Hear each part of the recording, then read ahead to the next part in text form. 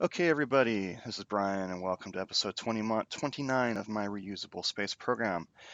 I am going to put the final touches on the Mun Base. This is the aeroponics module here, which is designed to grow food. And over here we have the habitat, just to give them more living space. This is the lander that it will be landing them. This is already in orbit. And what I need to do here is attach these to the side and make sure that the center of mass is right smack in the middle, because I need this to be balanced once it's attached and up in orbit. And they are, because these modules all weigh exactly the same, fortunate for me. So they are all set and ready to go. This is what they will look like when they're attached to the lander. Okay, here we are on the launch pad. I've taken those two modules and packaged them up on top of another LV-375. Shouldn't be too hard of a launch for this launch vehicle. And let's see, this time, yes, I have targeted the station.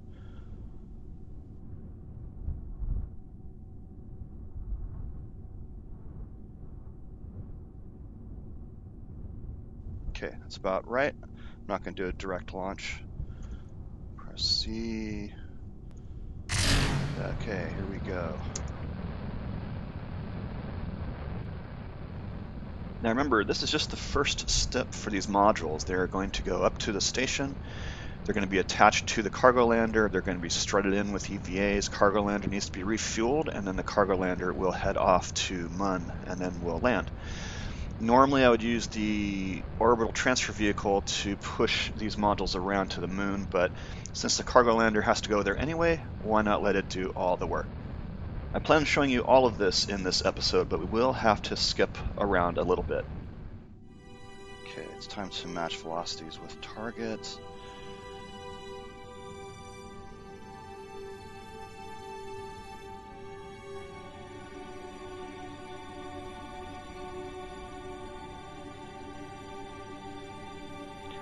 Now, maneuvering anything this heavy over to that station is going to require a lot of monopropellant.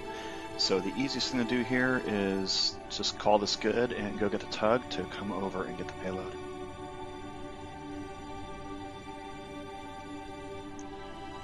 This was the easiest part of this maneuver. Of course, wielding this much weight with only those little tiny RCS thrusters at one end is fairly difficult, and getting it to the station took some of my time and some of my patience, but you don't have to see that. We're just going to skip right to the docking right here. Now, these modules are connected by pairs of senior docking ports so that I can completely disconnect those parts from these modules. And after this was complete, I decided to get the booster out of there, which would improve my frame rate dramatically. And with the help of a new mod, got a cool flyby here for you, just in case you think those things are entering kind of slow. I'll get better at those flybys as we go. And yeah, this thing landed pretty much right on target. And touchdown. LV-375-2, Gravity 1. Now, maneuvering those modules over to the lander would be very, very difficult, so I decided to move the lander over to the modules. So you can see how they're being docked up radially here. So I got one, then I need to detach this, spin around, and pick up the other one.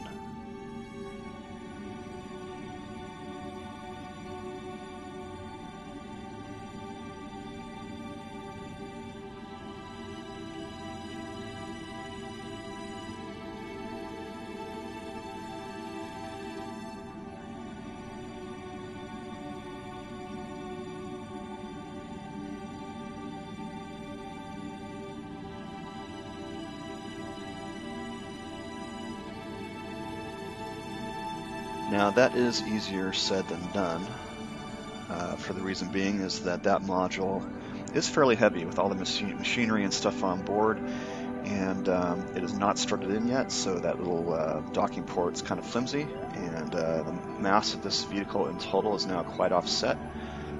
But you know, with some patience and very delicate flying, eventually I get it into place. Now, time to send up some fuel. So I got an LV-375 again, bringing up as much fuel as it can muster. This will be a two-stage launch. First stage will be to a circularized orbit. Second stage will meet up with the station and then return. Now these are pretty mundane launches, so I'm just going to show you a couple of the highlights here. This booster landing went fairly well.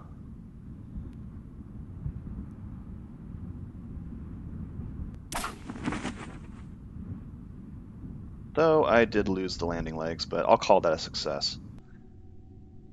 And here we go with the module docking to the station. It's going to take 3 of these loaded with fuel and monopropellant to fuel this thing up. So that's number 1.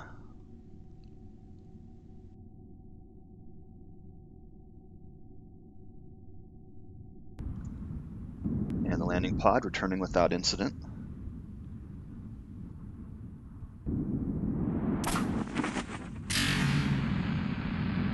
And now I'm off with fueling mission number 2.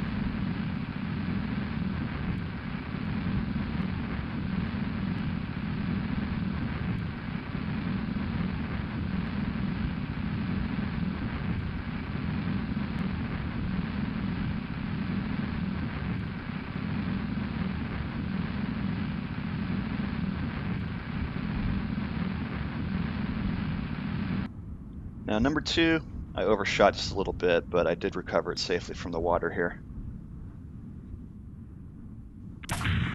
Now this fuel pod, I went ahead and detached all those extra senior docking nodes from the HAB and aeroponics modules to be sent down with the pod. It's good to do recycling of parts, get a little extra cash, and this pod came down just fine as well. Now, supply mission number 3. By this time I was no longer bringing up monopropellant, just loading it with as much fuel as I possibly could. And have a cool shot for you, compliments of the camera flyby mod, whose name I cannot remember. And landing this booster once again. Nice and close to the runway, one of the better landings. But once again, lose the landing gear, but I recovered the vehicle. And here is the fueling pod coming down. This is the last one of these missions. And after a lengthy EVA, I'll get in close here in a moment. You can see it strutted everything together. I got 2 struts on each of the payloads, and each of those arms has a strut as well, one for each crane arm and one for each docking arm.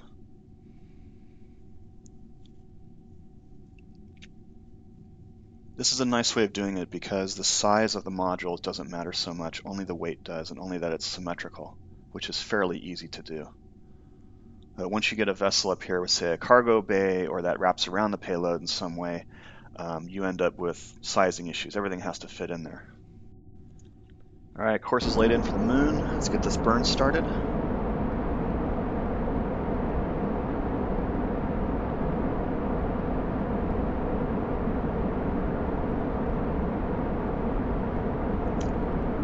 Normally I wouldn't have released this retrograde to the station's orbit, but it just so happened that way, helped out by a game crash. So as I was accelerating away, at first I thought, I think I've got plenty of room here on the station, but as I got closer I got a little apprehensive, so I turned on the nav HUD there to try and make sure and monitor my progress here to make sure I wasn't going to hit it. You can see him head towards the prorate vector there. We should miss by a comfortable margin. But it actually turned out pretty much too close for comfort here.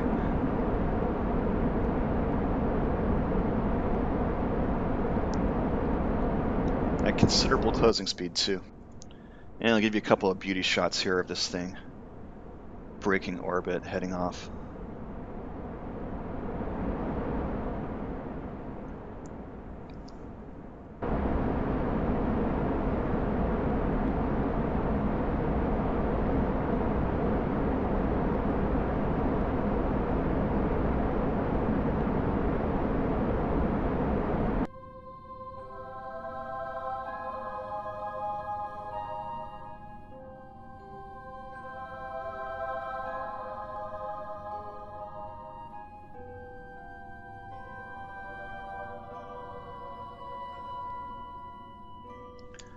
And after a slight mid-course correction burn to put myself into a polar orbit, here it is coming in, arriving in Mun's influence.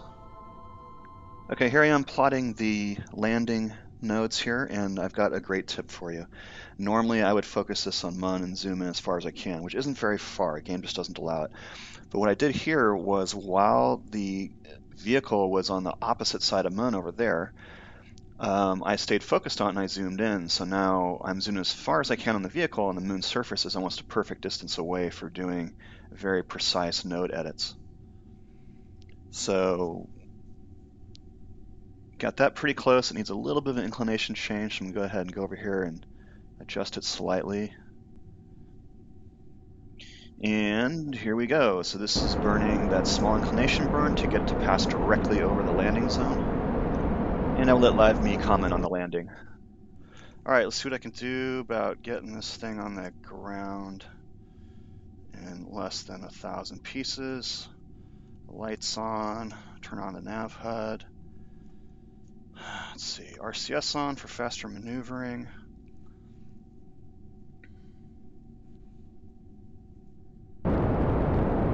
Go, clear the engines. I had a crash in there, so I had to reload this thing.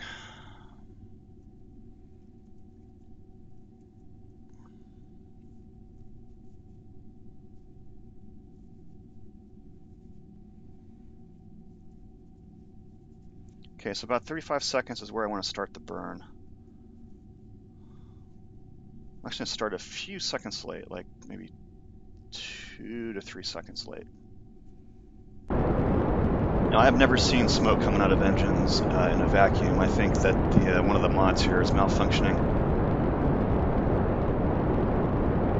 Now, I've got this thing set up so that the weight is left and right, as you notice. That way, when I pitch up, it should happen faster because I won't be having to move as much weight around from more leverage. Or the weight having more leverage on me, I should say. Should have a lot less angular momentum. Okay, I just looked. I think this red line is north. So if anything, I want to turn south to get closer to the base.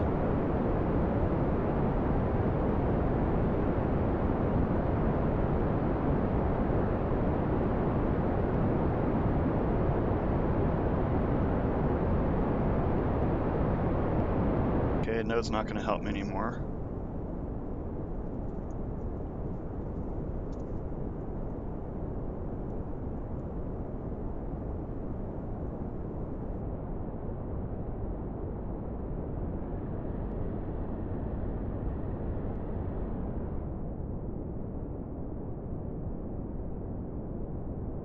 Okay, I'm actually moving up. That's okay, I want to get set up here. There's hills on different sides of this base, so maybe like that.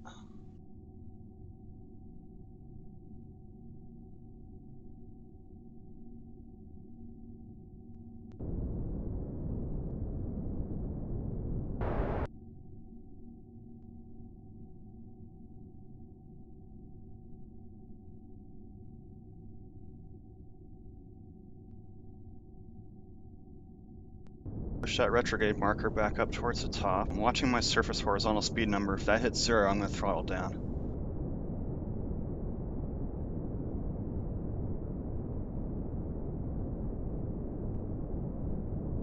Okay, now I just hope that this is a safe place to land. Let's see, did I turn my lights on?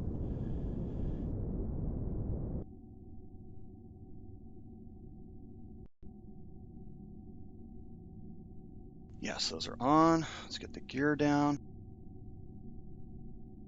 Now, as long as I don't over throttle, I should be okay here. See what I can do with the big nav HUD here is I can push my prograde right towards the center. That should work well.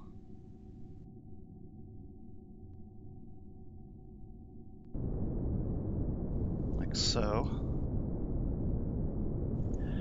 Okay, now it's just a question of maintaining my vertical speed without building up any horizontal speed, all the while hoping that I am landing on a flat surface. I'm gonna have to put a flag out here for future landings.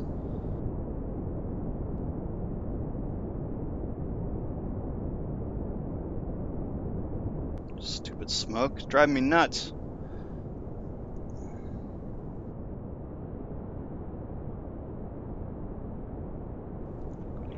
Okay, it's looking like I do have a flat spot, and those landing lights won't illuminate the ground directly below me, but as they come together I can get a decent idea of how far away I am, because there really are no shadows down here on the South Pole.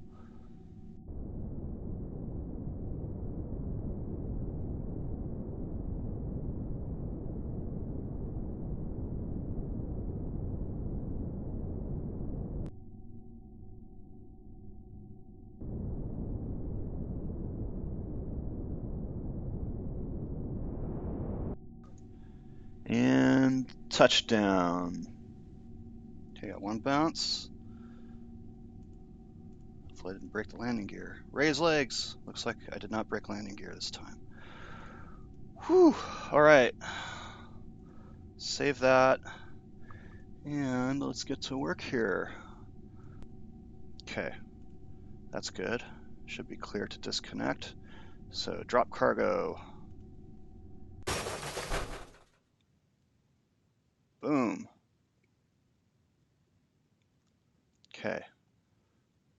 Now I gotta get the solar panels back out. There actually is a little bit of sunlight over there. Okay, now I can drive these bases here over to the base.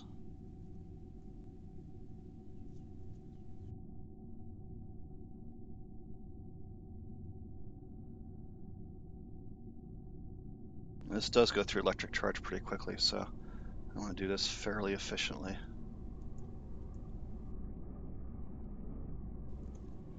And driving over here was pretty straightforward. I didn't go too fast, just hoping these wouldn't tip over.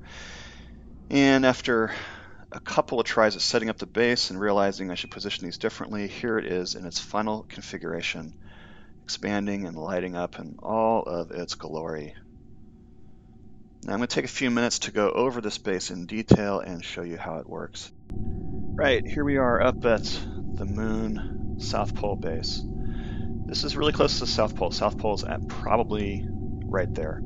The previous landing spot that I had for this base when I first set it up was down here, and what I did was I just moved it up to a place where it's a little more kind of picturesque. You know, you can see the Kerbal over there, and got the sun right over there. Those two, of course, are going to orbit right along, or not orbit, they're going to be visible just above the horizon, which will help keep these Kerbals happy.